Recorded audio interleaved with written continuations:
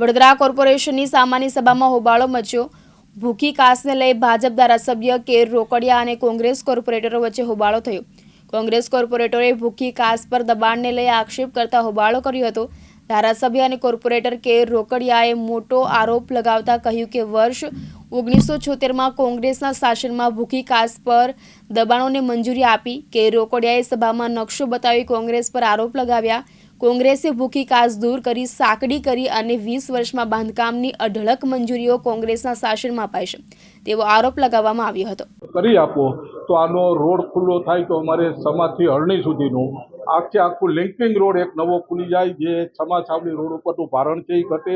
સુરત જવાવાળાને, હાલોલ જવાવાળાને, ગોધરા જવાવાળાને પણ ખૂબ મોટું અંતરનો ફેર પડે શહેરના ટ્રાફિકની અંદરથી, જેથી મેં પોઝિટિવ રીતે હા પાડી। કમિશનરશ્રીએ પોતે જ વુડાની અંદર પત્ર લખ્યો છે। પત્ર જોતો હોય તો મારી પાસે છે, તારીખ 4/7/2013 કે ભાઈ આ ડેવલપમેન્ટ માટે થઈ અને આ જમીનની જરૂરિયાત હોય અને તમે વુડાની અંદરથી આ દરખાસ્ત કરી અને રાજ્ય સરકારમાં મોકલો। વુડાએ 10મા મહિનાની અંદર આ ઠરાવ કરી અને રાજ્ય સરકારમાં મોકલ્યો। રાજ્ય સરકારમાં 6 મહિના સુધી વિધિ ચાલ્યા પછી ફરીથી કમિશનરે લખ્યું કે ઝડપથી આ કામ કરો તો અમારો પ્રોજેક્ટ આગળ વધે, જેથી કરીને રાજ્ય સરકારે 2014ની અંદર નોટિફિકેશન બહાર પાડી મારો પ્લોટ ઝોનફેર કરી આપ્યો છે। 3 નોટિફિકેશન બહાર પાડ્યા છે અને ત્રણેય ફેરે વડોદરાની જનતાનો પણ અભિપ્રાય લીધો છે। વડોદરાની જનતાનો એક પણ વ્યક્તિનો વિરોધ આવેલો નથી કે ભાઈ આ ઝોનફેર કરો કે ન કરો।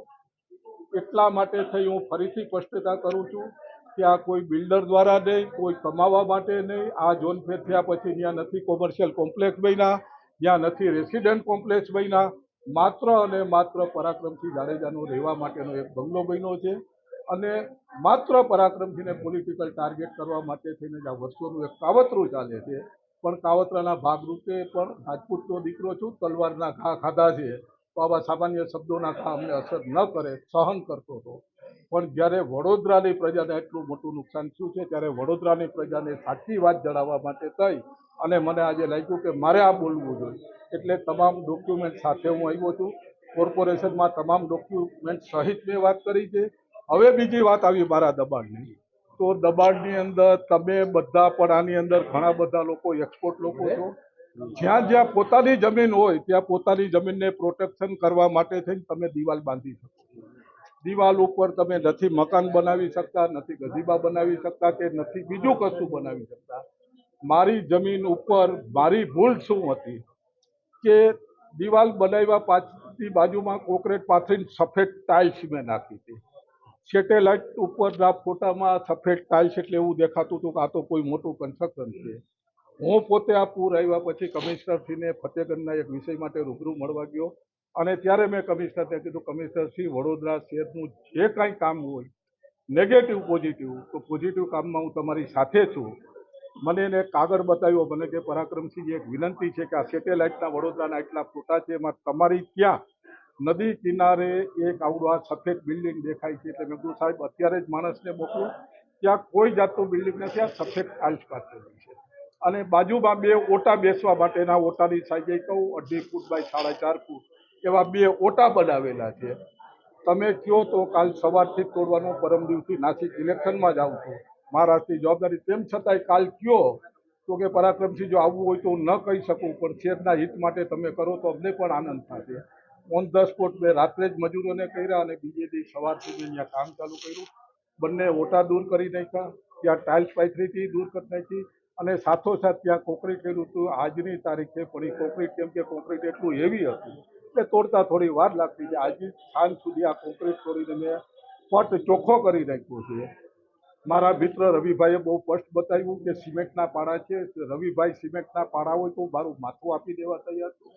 મારી માટી બચાવવા માટે થઈ અને જે રીતે નદી કિનારે સરકાર પથ્થરની વોલ જાળીવાળી બનાવે છે એવી જાળીવાળી વોલ જ બનાવી અને મેં મારી માટી બચાવી છે। એ ભૂલ છે જ નહીં, મારી માટી જ્યાં મારું ખેતર છે ત્યાં હજી મારો અધિકાર છે કે મારે ત્યાં પ્રોટેક્શન, આ એની ઉપર જે કોન્ક્રીટ નહીં પાથર્યું એના બદલે ઝાડવા વાવ્યા હોત તો આ વિષય ન આવત। એ કોન્ક્રીટ પાથરી, કોન્ક્રીટ કાઢીને અને કોન્ક્રીટ પાથરવાથી જમીનની ઉપર 3 ઇંચ કોન્ક્રીટથી કોઈ જગ્યાએ કોઈ દબાણ નથી થતું, કોઈ પૂર નથી આવતું, કોઈ કાયદામાં કોઈ બાદ નથી। પણ તેમ છતાં સેટેલાઇટ નથી જોઈ શકતું કે શું છે. સેટેલાઇટને તો એમ જ દેખાય છે કે ભાઈ આ શું છે. તો એ પૂરું કરવા માટે થઈ પરાક્રમ છે કોઈ પણ જાતનો અહમ રાખ્યા વગર ઓન ધ સ્પોટ વડોદરાની પ્રજાને મેસેજ આપવા કે તમારા દુઃખમાં હું દુઃખી છું, તમારા કોઈ પણ કામમાં તમારા નાના ભાઈ તરીકે છું, અને મારા તરફથી પણ તમને કાંઈ નાની મોટી તસ્તી થઈ હોય તો અડધી રાત્રે એક ભાઈ તરીકે જ્યાં કહેજો ત્યાં એક સભાસદે અત્યારે ઊભા થઈને બોલ્યા કે એક વેપારીને એટલું મોટું નુકસાન થયું છે કે એને આપઘાત કરવા સિવાય વિકલ્પ નથી. ત્યારે પણ મેં સભામાં કીધું છે કે એક નહીં આવા 100 કેસ વડોદરાના હોય તો મારી પાસે લાવજો. રાજપૂતનો દીકરો છું, 1 વર્ષ સુધી એના અનાજનું એના કુટુંબનું ભરણ પોષણની જવાબદારી પરાક્રમથી હવે વાત કરું છું આગળ.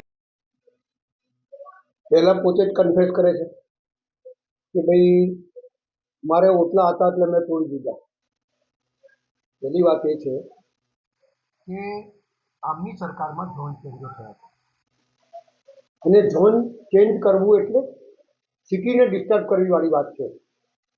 આમની સરકાર એક વખત એવું કહે છે કે નદીના પટ ઉપર 30 મીટર સુધીનું ગ્રીન ઝોન છે એ ચેન્જ નહીં થઈ શકે, આ બાંધકામ થઈ શકે નહીં. અને એમની સરકાર પછી ગ્રીન ઝોન કેન્સલ કરી અને અબકોટ બિલ્ડરોને કે અમુક લોકોને એ ઝોન A2 ઝોન એટલે A1 ઝોન જાહેર કરી દે છે. એ કઈ રીતે જાહેર થાય છે તો બધાને ખબર છે, આખી દુનિયાને ખબર છે કે ભાઈ આ ચેન્જ કઈ રીતે થયું. હવે તમે એવું કહો છો કે ભાઈ અમે તો પરમિશન લીધી છે ને અમે આ લીધું છે. દરેક માણસ પોતાનું સારું જ દેખાડે, ખરાબ ના દેખાડે. પણ અમે લોકો તો કોઈ વાત કરી જ નથી. એમને કીધી કે ભાઈ આનું આ છે ને આનું આ છે. અરે જેનું બી હોય, વડોદરા શહેરનું હિત એમાં છે કે નાગરિકોમાંથી આવાજ ઉઠી છે કે ભાઈ આ ગેરકાયદેસર બાંધકામ તોડો જેથી વડોદરા શહેરને રાહત મળે. લોકોનો લાખો કરોડો રૂપિયાનું નુકસાન થયું હોય, ચારે બાજુ ઝૂંપડપટ્ટીમાં બેઘર થઈ ગયા હોય લોકો, તો લોકોમાંથી આવાજ ઉઠી છે કે ભાઈ જેટલી પણ નદીના પટ ઉપર બાંધકામ ગેરકાયદેસર છે, કાંસો ઉપર છે, એ બધા તોડો જેથી પાણીનો નિકાલ થાય અને લોકો રાહત અનુભવે. હવે કોઈ અહીંયા સભાની અંદર એ ચર્ચા શાની પાછી કે આને ખોટું કર્યું છે, પેલાએ ખોટું કર્યું છે, આને અરે ઝોન ચેન્જ કરીને બી બાંધકામ કર્યું હોય અને વડોદરા શહેરને નુકસાન કરતું હોય તો તોડો ને ભાઈ. કોણ તમને રોકે છે? સરકાર તમારી છે. 22, 24, 26 વર્ષથી તમે કોર્પોરેશનમાં બેઠા છો અને પાછા અમને દોષી કરો છો. 1976માં ટીપી નાખી. અરે તમને કેટલી ટીપી નાખી હજુ સુધી મંજૂર નથી થઈ, એમાં ચેન્જ થઈ શકે ભાઈ. તમારી સરકાર છે. જો અહીંયાથી ખોટું ગઈ હોય 1976માં તો તમારી સરકાર હતી, આજ સુધી નથી મંજૂર થયું તો ચેન્જ કરી દો ને એને. જ્યાં કાચ છે એને કાચ રહેવા દો, તોડી નાખો બધાને. તમારે કરવું નથી, ખાલી આક્ષેપ કરવું છે. અમે આક્ષેપમાં માનતા નથી.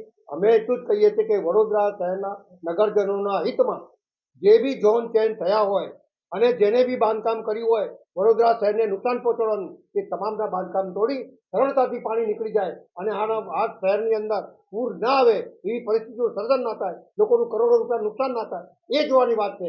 આને કર્યું પેલાની કર્યું અમે એમાં માનતા નથી. અમે તો શહેરના હિતમાં માનીએ છીએ.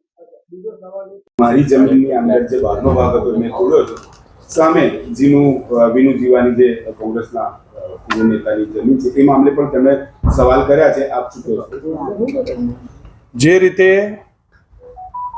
પરાક્રમસિંહ જાડેજાની જે જમીન હતી એમાં નદી કિનારા પર માત્ર 2 ઓટલા બાંધવામાં આવ્યા હતા અને એ પણ જમીન ના ધોવાય એના માટે પ્રોટેક્શન માટે આ ઓટલા બંધાયા હતા. મારા અને કમિશનર શ્રી સાથે મિટિંગ દરમિયાન અમે આ મુદ્દો કહેતા પરાક્રમસિંહે જાતે એ ઓટલા સ્વેચ્છાએ દૂર કર્યા છે, પરંતુ એના સામે જ કિનારે વિશ્વામિત્રી નદીથી 10 મીટરના ડિસ્ટન્સ પર વિનુભાઈ જીવાભાઈ પટેલ, મારી પાસે નામ એક્ઝેક્ટ નથી પણ વિનુભાઈ જીવાભાઈ પટેલ એ કોંગ્રેસના આગેવાન છે. એમને ઝોન ફેર કર્યા વગર ત્યાં મોટો 2 માળનો બંગલો બનાવી દીધો હતો. જ્યારે પ્લિન્થ લેવલે કોર્પોરેશનના ધ્યાનમાં 2018માં આવ્યું ત્યારે કોર્પોરેશને એમને નોટિસ આપી હતી. કોર્ટમાં કેસો થયા હતા. કોર્ટે સ્ટેટસ કો આપ્યો હતો કે કોઈએ બાંધકામ વધારવું નહીં. આમ છતાં ત્યાં 2 માળનો બંગલો પાછળથી એમને ઊભો કરી દીધો આ બે માળનો કોંગ્રેસના આગેવાનનો આ બંગલો જ્યાંથી કોંગ્રેસની ટિકિટો ફાઇનલ થતી હોય છે એ ટોટલ ઇલીગલ છે. કોંગ્રેસ આ મુદ્દે આજ દિન સુધી એક હરફ ઉચ્ચારી નથી. આ કોંગ્રેસની નિયત દેખાડે છે અને અમારી નિયત એકદમ સાફ છે. જે કોઈ દબાણ એ વિશ્વામિત્રીમાં હોય કે બીજી કોઈ પણ જગ્યા પર હોય એની સામે ઝીરો ટોલરન્સની નીતિ લઈને અમે આ તમામ દબાણો દૂર કરવાના છે. કોંગ્રેસનું એવું કહેવું છે કે જો તમારી સરકાર છે, તમને ખબર જ છે કે વિનુ જીવાનું આ દબાણ છે, તો તોડતા કેમ નથી અત્યાર સુધી? આજે જ્યારે વડોદરા શહેરમાં આટલી વ્યાપક ભીષણ પૂરની પરિસ્થિતિ ઊભી થઈ ત્યારબાદ આજે વિશ્વામિત્રીમાં જે કોઈ દબાણો છે એનો સર્વે ચાલી રહ્યો છે. આ દબાણોનો સર્વે પૂરો થશે ત્યારબાદ નોટિસ આપીને ક્રમશઃ દબાણ તમામ દૂર કરવામાં આવશે.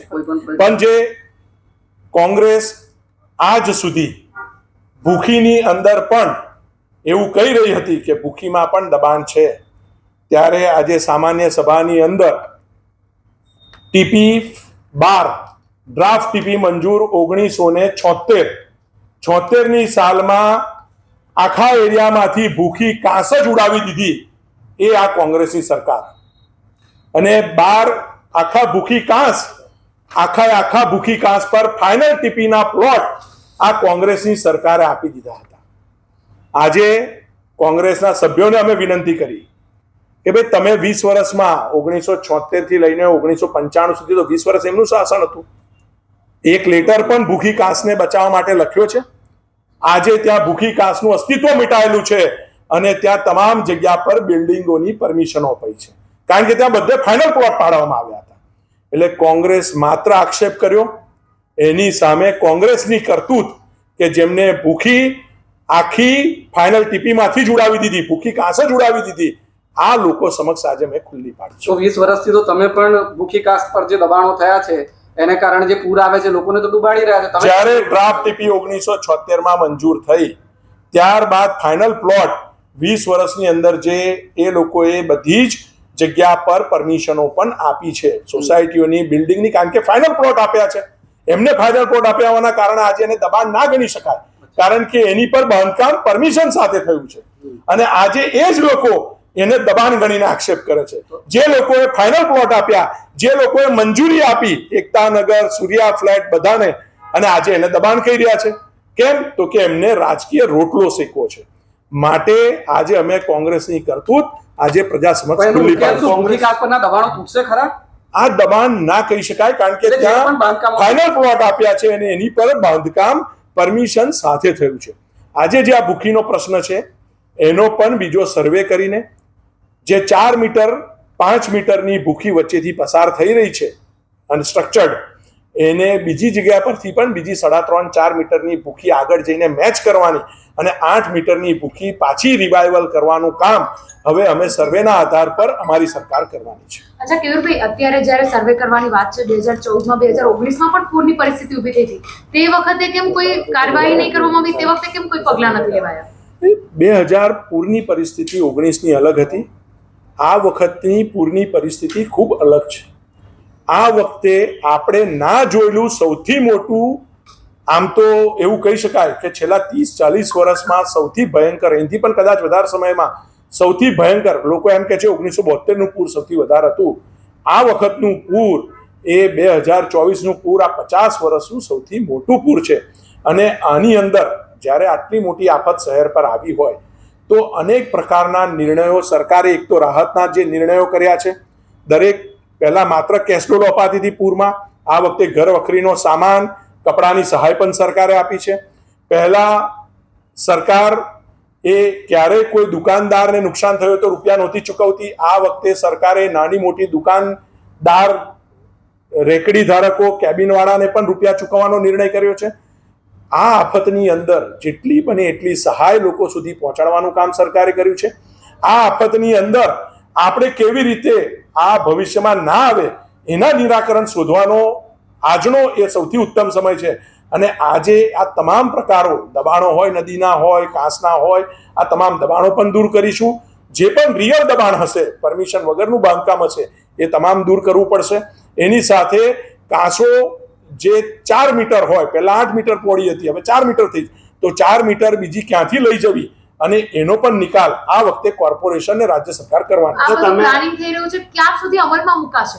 જો આજે પ્લાનિંગ કરી રહ્યા છે, માનનીય મુખ્યમંત્રીશ્રીએ વિશ્વામિત્રી રિવાઇવલ પ્રોજેક્ટ માટે 1200 કરોડ પણ ફાળવ્યા છે, જ્યાં આ કાંસોનું પ્લાનિંગ પણ આજે ચાલુ કર્યું છે, એનો સર્વે રિપોર્ટ પણ આજે મળી ચૂક્યો છે.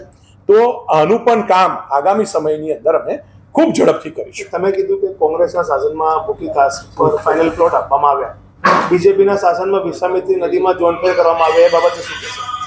ઝોન ફેર જે પણ જગ્યા પર વિશ્વામિત્રી નદીની આજુબાજુમાં કરવામાં આવ્યા છે, એ કોંગ્રેસ હોય કે ભાજપ હોય, બંને શાસનની અંદર એની યોગ્યતા ધારાધોરણ ચેક કરીને આપવામાં આવે છે. પણ આ વખતે CGDCRનો નિયમ લાગુ હોવાના કારણે હવે ઝોનફેર થયેલી જગ્યામાં પણ નદીથી 30 મીટર નદીના કાંઠાથી 30 મીટર છોડીને એને બાંધકામ કરવું પડશે. જ્યારે ભૂતકાળમાં હું કોંગ્રેસ શાસન કરતા 1995 પહેલાના જે ઝોનફેર થયા છે એમાં આવા કોઈ નિયમ ન હોવાના કારણે લોકોએ 9 મીટર છોડીને પરમિશનો લઈને બાંધકામ કરેલા છે. તો એ પણ ભલે કોંગ્રેસની સરકાર હતી પણ છતાં પણ નિયમ અનુસાર એની સામે એકવાર ટેકનિકલ પાસાઓ તપાસીને કાર્યવાહી કરવી પડે, કારણ કે પરમિશન સાથે થયેલા બાંધકામ છે. અને આજે તો 30 મીટરનો નિયમ લાગુ પડ્યો છે, એટલે નદીના બંને કાંઠાની બંને બાજુ 30 મીટર સુધી ભવિષ્યમાં કોઈ પણ બાંધકામ ભલે ઝોનફેર થયો હોય બાંધકામ થઈ શકે નહીં. કરી દીધું છે બાંધકામ, એનું શું હવે ઉકેલ? જે બાંધકામ હતું, જે ઓટલા હતા, એ તો એમને જાતે સ્વેચ્છાએ દૂર કર્યા છે. ઓટલાની વાત નથી, માર્જિન જે છોડવાનું 30 મીટરનું, એ બંગલો બાંધી દીધો તમે કહી છે. રહ્યા છો કે 30 મીટર છોડવાનું છે. Balaji Agora mall, Sayaji hotel, આ તમામ તો 30 મીટર કોઈ માર્જિન નથી છોડ્યું. દર્શનમ કોમ્પ્લેક્સ, દર્શન સેન્ટ્રલ, હું એમને કહું તમને, આમાં જ્યારે ટીપી ફાઇનલ થતી હોય છે ત્યારે ટીપી ફાઇનલમાં જે FP ફળવાતા હોય છે એની પર છોડીને પરમિશનો લઈને બાંધકામ કરેલા છે. તો એ પણ ભલે કોંગ્રેસની સરકાર હતી પણ છતાં પણ નિયમ અનુસાર એની સામે એકવાર ટેકનિકલ પાસાઓ તપાસીને કાર્યવાહી કરવી પડે, કારણ કે પરમિશન સાથે થયેલા બાંધકામ છે.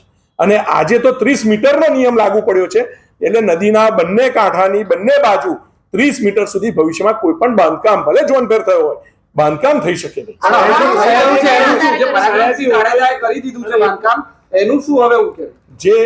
જે બાંધકામ હતું, જે ઓટલા હતા, એ તો એમને જાતે સ્વેચ્છાએ દૂર કર્યા છે. ઓટલાની વાત નથી, માર્જિન જે છોડવાનું 30 મીટરનું, એ બંગલો બાંધી દીધો તમે કહી છે. રહ્યા છો કે 30 મીટર છોડવાનું છે. Balaji Agora mall, Sayaji hotel, આ તમામ તો 30 મીટર કોઈ માર્જિન નથી છોડ્યું. દર્શનમ કોમ્પ્લેક્સ, દર્શન સેન્ટ્રલ, હું એમને કહું તમને, આમાં જ્યારે ટીપી ફાઇનલ થતી હોય છે ત્યારે ટીપી ફાઇનલમાં જે FP ફળવાતા હોય છે એની અંદર બાંધકામ થતું હોય છે. અને આ કોંગ્રેસનું શાસન હોય કે ભાજપનું હોય, આ તમામની અંદર બાંધકામ આ થતા હોય છે. હવે જે નદી ગુડાનો વિસ્તાર છે એની અંદર જે ઝોનફેર થયા છે એમાં 30 મીટર કે હવે ભવિષ્યમાં કોઈ પણ જગ્યા પર 30 મીટર સુધી બાંધકામ નહીં થાય એ સરકારે CGDCR નિયમમાં ખાતરી કરી છે. એટલે મને ચોક્કસ વિશ્વાસ છે કે આ પરિસ્થિતિ ભવિષ્યમાં લાવતા આવે એની પહેલા કઈ ને કઈ સારા નિર્ણયો આપણે બધા સાથે મળીને અચ્છા કરીશું. કેયુરભાઈ, આપણે સર્વે કરી રહ્યા છીએ, કેટલા દબાણો છે, કેટલા મીટર પર છે, કયા આધાર પર કરીશું? કારણ કે તમે કહી રહ્યા છો 9 મીટર છોડેલી છે, 30 મીટર, 10 મીટર, કોઈ કયા દબાણોને આપણે આઈડેન્ટિફાઈ કરીશું? જે પણ દબાણની પરમિશન, જે પણ આપણે બાંધકામની પરમિશન આપી હોય એ વખતે GDCRના જે નિયમો લાગતા હોય એ નિયમના આધાર પર એની વેલિડિટી નક્કી થતી હોય છે. ભાઈ આ તોડવા પાત્ર છે કે નથી, આ યોગ્ય છે કે નથી. ત્યારે ભૂતકાળમાં કદાચ 1995 પહેલા કોઈએ 9 મીટર પણ દૂર બાંધકામની પરમિશન લીધી હોય તો આપણે આજે તોડી શકતા નથી, કારણ કે એને 9 મીટરની બાંધકામની પરમિશન લીધી છે. તો ભલે કોંગ્રેસનું શાસન હોય તો પણ એ આજે આપણે તોડી શકતા નથી, કારણ કે એને કોર્ટમાંથી સ્ટે મળી શકે એમ હોય છે. તો આપણે જે ટોટલ ઇલીગલ બાંધકામો કર્યા છે એ ટોટલ ઇલીગલ બાંધકામોનો સર્વે ચાલુ છે અને એના આધાર પર દબાણો મુક્ત કરવામાં આવશે. જૂના માર્જિનના દબાણો નહીં તૂટે તો પછી પ્રશ્ન તો એનો એ જ રહેશે, વિશ્વામિત્રીમાં ફરીથી પૂર આવશે. મહેન્દ્ર સોલંકી, દિવ્યાંગ ન્યૂઝ, વડોદરા.